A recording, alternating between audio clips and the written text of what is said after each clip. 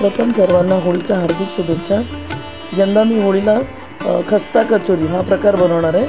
म्हटलं दरवेळी तेच प्रकार बनवायचे, होळीला सगळ्यांकडे पुरणपोळी, कटाची आमटी म्हणजे गोडाचेच प्रकार बनतात, तर आपण यावेळी थोडा वेगळा प्रकार बनवणार आहे, खस्ता कचोरी।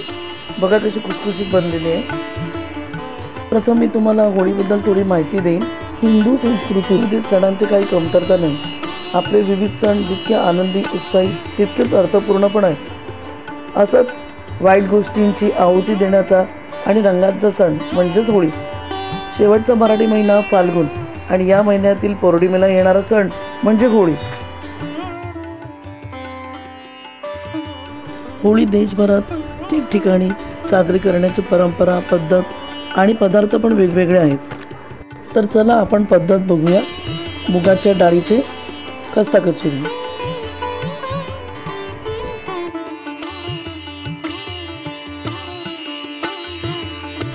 हॅलो, मी तुमची होस्ट आणि दोस्त योगिता। माझ्या इझी आणि सिंपल रेसिपीज विथ योगितामध्ये तुम्हा सर्वांचं स्वागत करते। प्रथम सर्वांना होळीच्या हार्दिक शुभेच्छा देते। होळीच्या रंगांप्रमाणे तुमचं पण आयुष्य रंगाने फुलून जावं हीच देवाच्या चरणी प्रार्थना करते।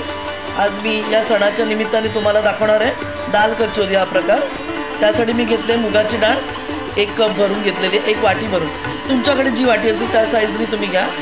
ही वाटी भरून मी मुगाची डाळ भिजवून ठेवलेली, आता मी ही वाटून घेणार आहे। ही मुगाची डाळ आहे ना, तुम्ही 2 तास भिजवा किंवा अर्धा तास पण भिजवली तरी चालते। मुगाची डाळ लवकर भिजते आणि हिची आपण भरड करायची आहे, एकदम पीठ नाही बनवायचं आहे। आपल्याला कचोरीच्या आतलं सारण पहिला बनवून ठेवून द्यायचं साईडला, मग आपण पीठ मळूया। तर चला आपण पहिला हे करूया।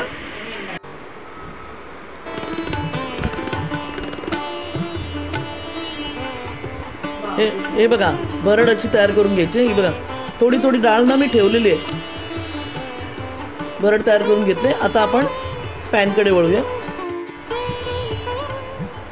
कचोरीची स्टफिंग बनवायसाठी आपण आता पॅनमध्ये 1 चमचा तूप घेऊया।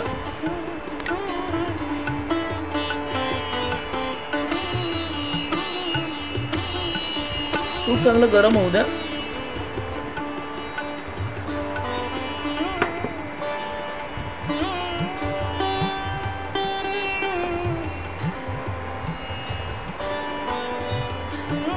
बेसिक असं मसाले आपण पहिला टाकणार आहे यामध्ये।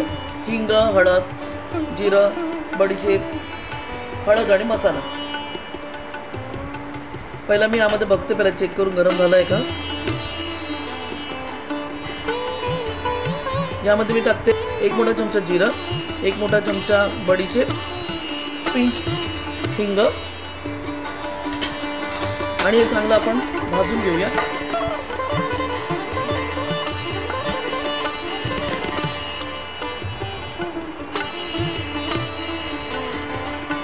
यामध्ये टाकूया आपण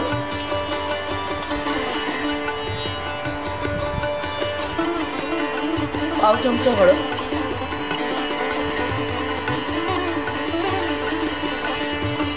1 चमचा छोटा लाल मिरची पावडर,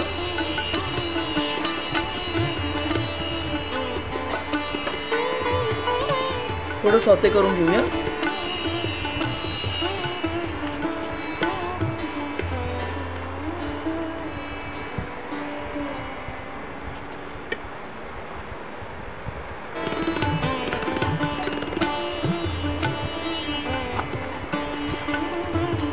पाव चमचा जीरा पावडर,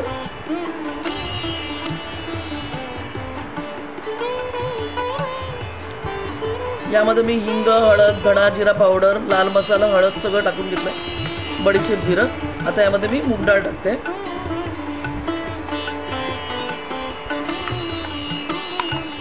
आणि चांगलं मिक्स करून घेऊया।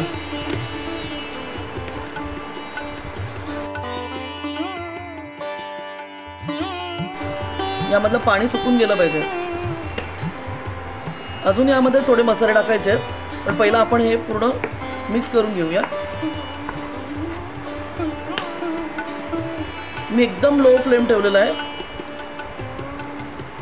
तुम्ही जर तिखट खात असाल सगळेजण तर तुम्ही तिखट टाका, थोडासा मसाला अजून वाढवू शकता।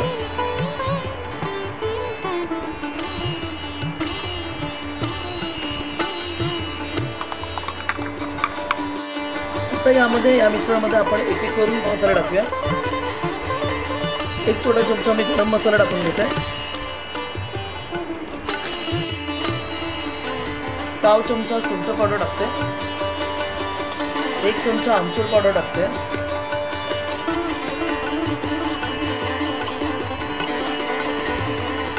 यामध्ये बघा मी एक मोठा चमचा आमचूर पावडर टाकली, पाव चमचा सुंठ पावडर टाकले, आपल्या चवीनुसार मीठ टाकून घेतलंय आणि हे सर्व आता मी मिक्स करून घेणार आहे।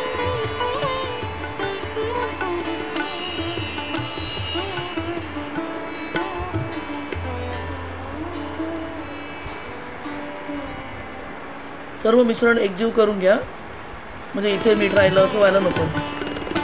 यामध्ये ना थोडीशी आपण साखर टाकणार आहे, तुम्हाला जर चालत असेल साखर तर टाका, तर पिठी साखरही टाकू शकता आणि सर्व मिक्स करून घ्या। आता हे मूग डाळीचं मिश्रण आपलं तयार झालेलं आहे साखर टाकून। हे तुम्ही भरून ठेवू शकता, तुम्हाला जेव्हा पाहिजे तेव्हा तुम्ही या कचोऱ्या बनवू शकता किंवा याचे समोसे पण बनतात, छोटे पट्टी समोसे, तर तुम्ही हे मिश्रण त्यात वापरू शकता। आज मी तुम्हाला दाल कचोरी दाखवणार आहे। हे मिश्रण मी गरम करून आता साईडला ठेवून देणार। आता आपण वरच्या कचोरीचं जे पीठ मळायचं ते मळून घेऊया। आता मी कचोरीच्या वरच्या मिश्रण म्हणजे पिठासाठी इथे 2.5 कप मैद्याचं पीठ घेतलंय, त्यामध्ये मी थोडा म्हणजे एक छोटा चमचा ओवा घेतलाय, 2.5 कप मैद्याचं पीठ, 1 चमचा ओवा घेतलाय आणि मीठ आपल्या चवीनुसार तुम्ही घेऊ शकता। आणि यामध्ये मी गरम तूप घेणार आहे, 3 छोटे चमचे गरम तूप, तरच तुमच्या कचोरी खस्ता बनतील।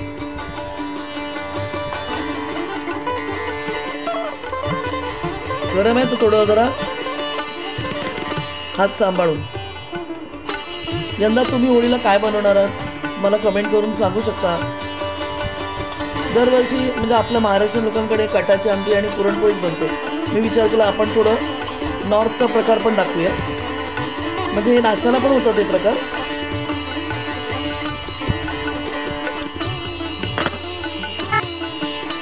बघा आता मी ते तूप मिक्स करून घेतलंय, पिठाने ना असा शेप घेतला पाहिजे। आता आपण मळून घेऊया पीठ, पाणी टाकून थोडं थोडं मळून घ्या। दुष्ट प्रवृत्ती, वाईट अमंगल विचार यांचा नाश करून चांगली वृत्ती, चांगले विचार अंगी बाळगावे, हा या सणामागील उद्देश। बाकी तर वेगवेगळे पदार्थ, रंग, धुळवड हे तर आकर्षण आहेच। याचा आपल्याला सॉफ्ट डो बनवायचा आहे, तसं तुम्ही मळून रेस्ट करायला 10 मिनिटं साईडला ठेवून द्या। थोडं थोडं पाणी जसं लागेल त्याप्रमाणे घेऊन हा डो मळून घ्या।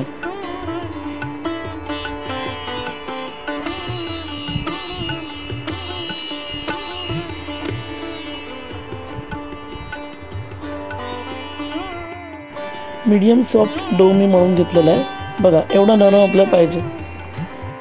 मी हे मैद्याचं पीठ जवळजवळ 10 मिनिटं मळून घेतले आणि एकदम सॉफ्ट मळा। हे बघा आता मी थोडा वेळ साईडला ठेवणार आहे आणि मग याच्या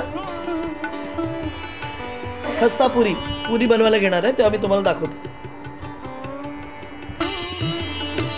आतल्या सारणाचे मी आता गोळे गोळे करून ठेवते, म्हणजे आपल्याला ते पुरीमध्ये भरायला बरे पडतील।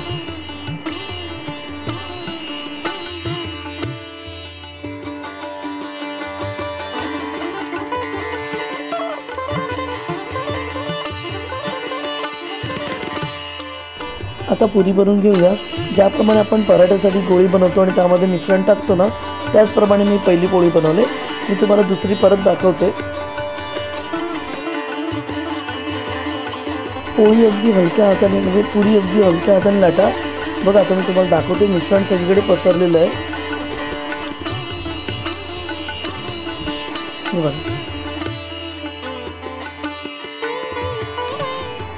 मी ते तुम्हाला दाखवते, बघा कसे करायचे कचोरी भरायची, ज्यामुळे ती कचोरी फुटणार पण नाही।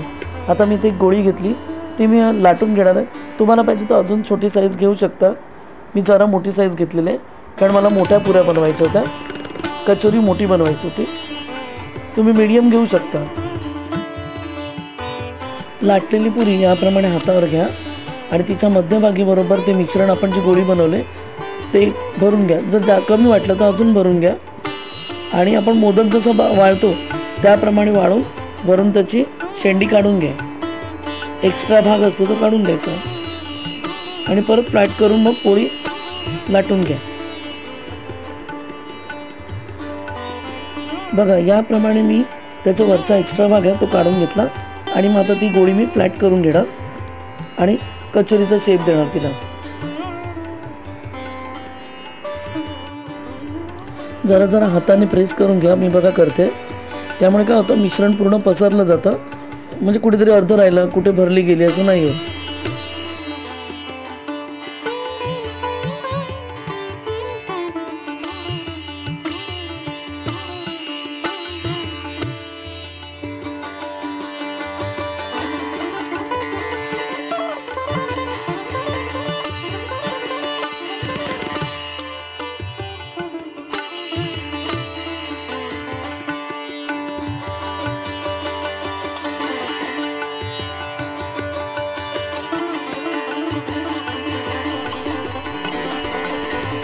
तर अशा प्रकारे मी कचोऱ्या करून घेतलेल्या द्या बघा, एवढा जाडसर.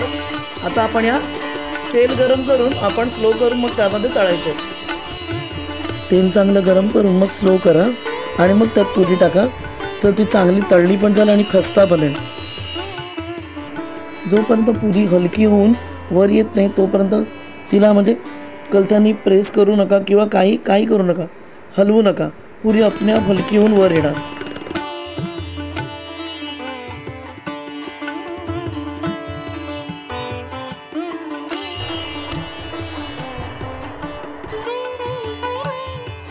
तर अशा प्रकारे मी सगळ्या पुऱ्या तळून घेतल्यात आणि आपल्या ताटात सजवलेल्या आहेत. मस्तपैकी कांदा, मिरची, पुदिन्याची चटणी, मेयोनीज आणि केचप सकट मी तुम्हाला खायला देत आहे. तुम्ही पण तुमच्या घरी बनवा आणि मला कळवायला विसरू नका. माझ्या अशाच छोट्या छोट्या रेसिपीजला जाणून घेण्यासाठी माझ्या इझी आणि सिंपल रेसिपीज विथ योगिताला लाईक, शेअर, सबस्क्राईब करायला विसरू नका आणि कमेंट अवश्य करा. चला तर मग तुम्ही पण तुमच्या घरी बनवा आणि मला कमेंटद्वारे कळवायला विसरू नका. आणि हां, घंटीचं बटन अवश्य दाबा. थँक्यू. या जेवायला.